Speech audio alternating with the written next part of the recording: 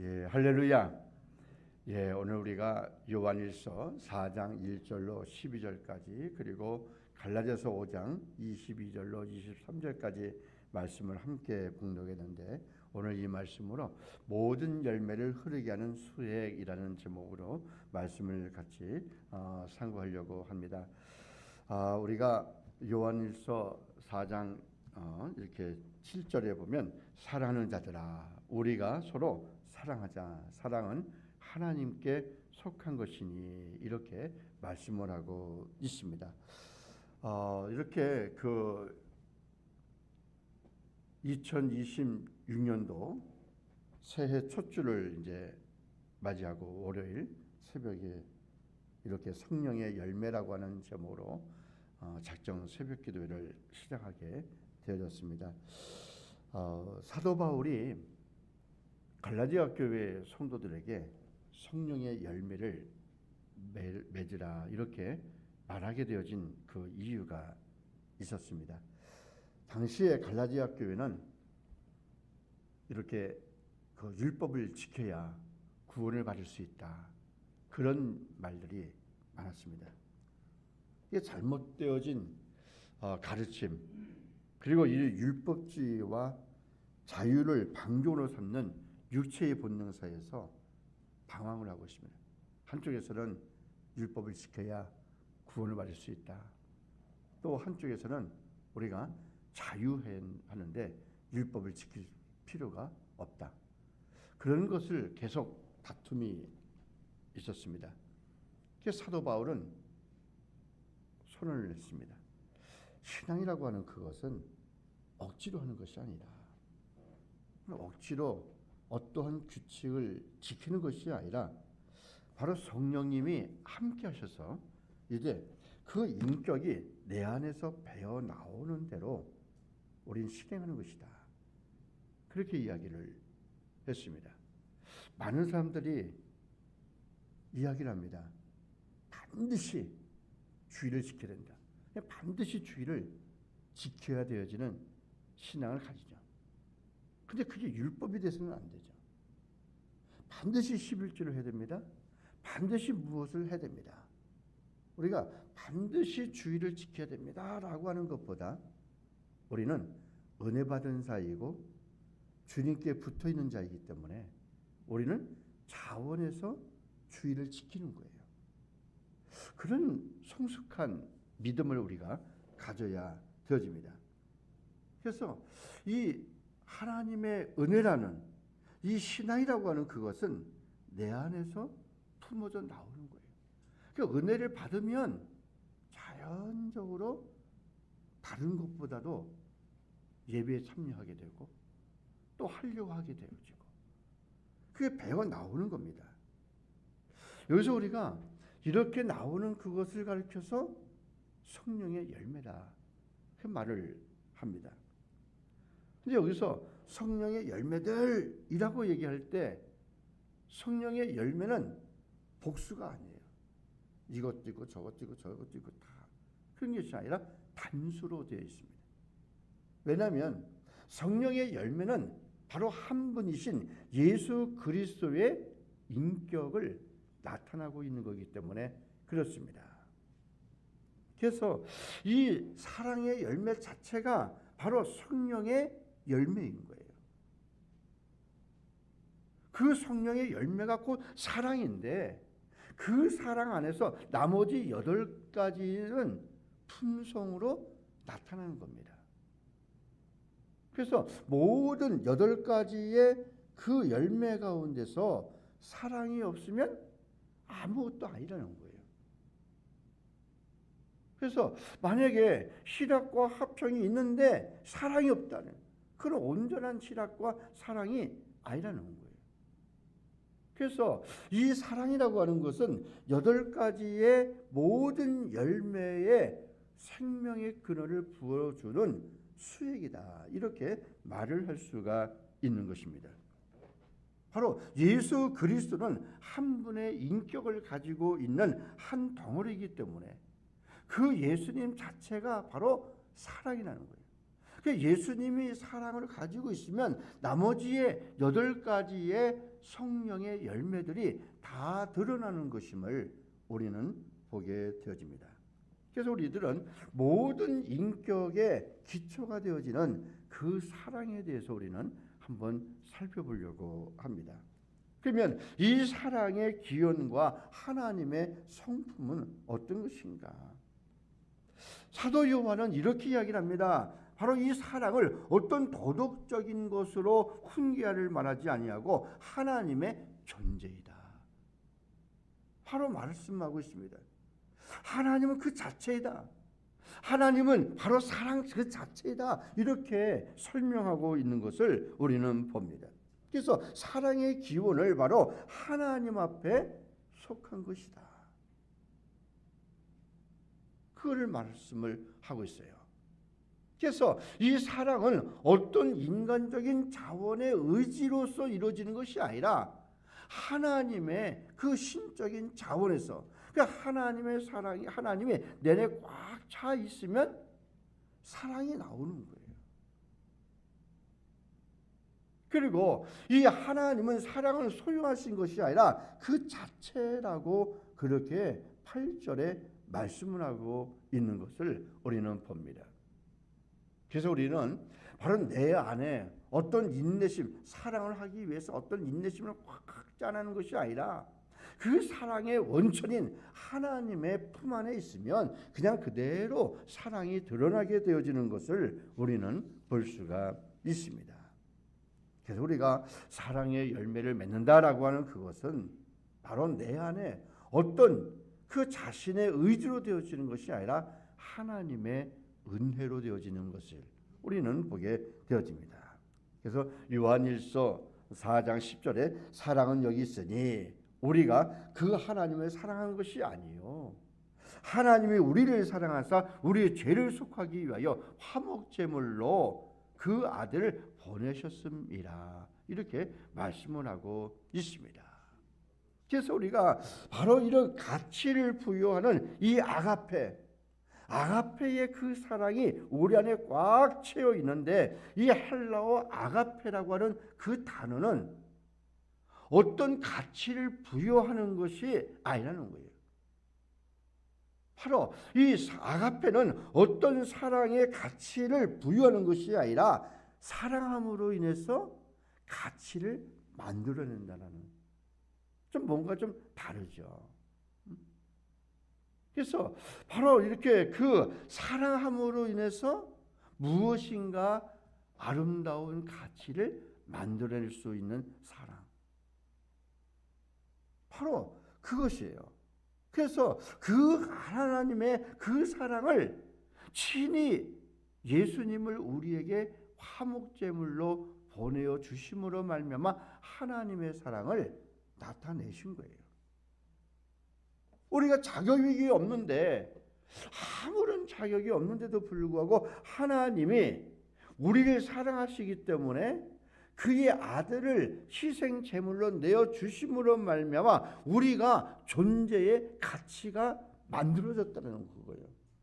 그래서 내 안에 예수가 있으면 천하보다도 더 귀한 존재가 되어지고, 내 안에 예수가 없으면 쓸모없는 마른 장작더미와도 같은 그런 존재가 되어지는 것을 우리는 볼 수가 있습니다. 그러면 바로 이와 같이 하나님께서 우리에게 자격이 없는 자에게 자격을 만들어 주신 거예요. 하나님의 자녀라고 하는 것은 도저히 자격이 없는데도 불구하고 우리를 사랑하시기 때문에 하나님의 자녀로 우리를 자격으로 만들어 주신 것을 우리는 보게 되어집니다. 그러면 우리는 또 한 가지 우리가 생각해 볼 수가 있는 것입니다. 바로 하나님은 왜 우리에게 사랑의 열매를 맺으라고 이렇게 말씀을 하시고 있는가? 그래서 하나님의 의도가 도대체 무엇인가? 그것은 바로 우리 안에 깨어진 그 하나님의 형상을 회복하라는 거예요. 그게 우리가 일평생 해야 되어질 숙제예요. 하나님은 사랑인데 그 하나님의 사랑이 우리 안에 들어와야 돼서 깨어진 우리의 마음을 평안을 이루고 화평을 이루게 되어지고 그 사랑을 온전케 되어지는 것이 하나님의 의도였던 것을 우리는 봅니다. 그래서 예수님의 그 사랑이 우리 안에 꽉 채워지고 나면 원수가 다 사라지게 돼요. 미움이 사라지게 되고 불평이 사라지게 되어지고, 그래서 하나님의 온전한 사람이 되어지게 하기 위한 그런 의도였던 것을 우리는 볼 수가 있습니다. 오늘 우리가 함께 읽었었는 이 12절 본문 말씀 보면 선교적인 사명을 우리에게 보여주고 있습니다. 바로 하나님을 보여주는 그 통로라고 하는 사실입니다. 그러니까 세상의 많은 사람들은 교회를 보고 성경을 보기 전에 누구를 보냐면 우리를 보는 거예요. 나눔교회를 보지 않아요. 그런데 나눔교회 다니는 성도를 보면 이야, 저가 저렇게 뭔가 다르구나, 그걸 보이는 거예요. 그래서 우리가 서로 사랑하는 모습을 보이면 세상은 우리를 통해서 보이지 않는 하나님을 보게 되는 거예요. 근데 야, 저 교회는 왜 이렇게 맨날 장로들끼리 싸우고 있어? 그러면 저 교회는 하나님의 형상을 보이는 게 아니라 싸우는 것을 보는 거예요. 그래서 요한일서 4장 12절에 어느 때나 하나님을 본 사람이 없으되 만일 우리가 서로 사랑하면 하나님이 우리 안에 거하시고 그의 사랑이 우리 안에 온전히 이루어지느니라, 이렇게 말씀을 하고 있습니다. 그래서 우리들은 정말 그 전도하는 얼굴이 돼야 돼요. 어디 나가는데 맨날 화가 나고 어떤 불평이 일어나고 이런 모습 보면 전도하려고 하다가도 안 될 것 같아요. 그런데 뭔가 이렇게 싱글벙글, 뭐가 계속 즐거워. 아니 뭐가 이렇게 즐거워요? 아, 예수 믿는 것이 즐겁지. 아이, 우리 교회 나와봐요. 말씀을 들어봐요. 은혜가 돼요. 그 뭔가 싱글벙글, 야, 저 교회 뭔가 분명히 뭐가 있어, 이렇게 되어지는 거예요. 그래서 우리의 모습이 바로 전도할 수 있는 통로가 되어지는 것을 우리는 볼 수가 있습니다. 그래서 오늘 그렇게 말씀을 하고 있습니다. 정말 그 사랑을, 그 영혼의 사랑을 입은 그 사랑의 모습을 그 영화의 한 장면에서 볼 수가 있습니다. 레미제라블이라고 하는 영화인데, 그 영화에 보면 미리엘 주교와 장발장, 그러니까 뭐 레미제라블 이 영화보다도 장발장 하기는 더 많이 알게 되잖아요. 그 장발장이 이제 그 신부, 이제 그 주교의 옷을 이렇게 싹 가지고 왔어요. 도망갔었어요. 너무 보기 좋으니까. 아니, 그런데 그 장발장이 주교가 먹는 은식기 도구를 싹 가지고 도망을 갔는데 경찰에 붙잡혔어요. 그 붙잡히고서 이 물건이 주교님 당신 것입니까? 이랬더니 그 주교가 장발장에게 하는 말이, 아이 형제요, 아니 왜 은수 때는 안 가져갔어? 이것도 내가 당신한테 준 것인데 왜 은수저만 가져갔어? 이렇게 얘기를 하니까 장발장도 할 말이 없고 경찰도 할 말이 없고, 그러면서 장발장을 빼내온 거예요. 결국은 이 주교는 그 장발장에게 장발장의 죄인의 모습을 본 게 아니라 그 속에 있는 하나님을 본 거예요. 그 용서하고 났는데 나중에 결국은 이 장발장이 거기에 감동이 되어서 성자의 모습으로 일평생을 살았다라고 하는 그런 모습을 우리는 보여주고 있습니다. 바로 이 사랑이 나오는 것을, 끊임없이 사랑을 자꾸 베풀다 보니까 그 사랑에 감동이 돼가지고 가치가 부여지고, 그런 말 있잖아요. 어떤 그 예배를 드리고 있는 도중에 그냥 막 그 왜 이렇게 교회를 뭐 했어 했더니 야단을 쳤던 그 야단을 맞았던 그 히틀러는 독재자가 되고 또 칭찬을 받았던 자는 교회의 큰 인물이 되었다. 뭐 그런 말 하잖아요. 잘못을 저지른다고 할지라도 오히려 그게 고칠 수 있는 방법, 책망이 아니라 사랑이라는 거예요. 용서라는 거예요. 그 상대방이 무안해할 정도로. 그러면 오히려 마음이 놓아지는 거예요. 이런 모습들이 우리에게 필요하다라는 그거예요. 잘못된 것을 잘못했다라고 책망하고 잘한 것을 잘했다라고 책망하고 뭐 그렇게 할 수 있겠죠. 그런데 더 큰 것은 바로 우리가 사람을 얻기 위해서는 잘못을 했다 할지라도 오히려 이해하는 마음으로 사랑하는 마음으로 용서하는 마음으로 하게 되어지면 오히려 내 편을 만들 수 있는 그런 지혜, 이것이 우리에게 필요한 것임을 우리는 봅니다. 오늘 이 시대에 정말 2026년 동안에 가장 꼭 필요한 것이 있다고 한다면 그게 뭘까? 그것은 바로 사랑이라고 하는 엔진이 필요하다는 거예요. 2026년도에 엔진을 하나 다는 거야. 이왕이면 그냥 좀 발전량이 큰 사랑, 이걸 가지고 사랑으로 정복해 나갈 수 있는.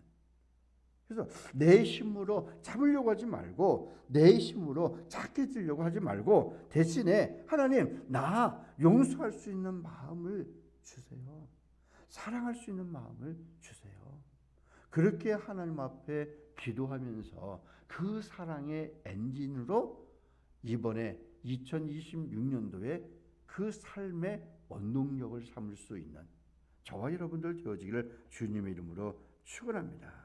그래서 우리가 정말 이렇게 그 무엇을 하든지 간에 피아노를 하든지 음식을 하든지 지휘를 하든지 아니면 뭘 하든지 간에 모든 것을 다 사랑이라고 하는 그 동력으로 하게 되어지면 정말 우리가 더 아름다운 삶이 되어질 줄로 압니다. 그래서 오늘 우리가 이렇게 아침에 할 수 있는 한마디, 정말 사랑합니다.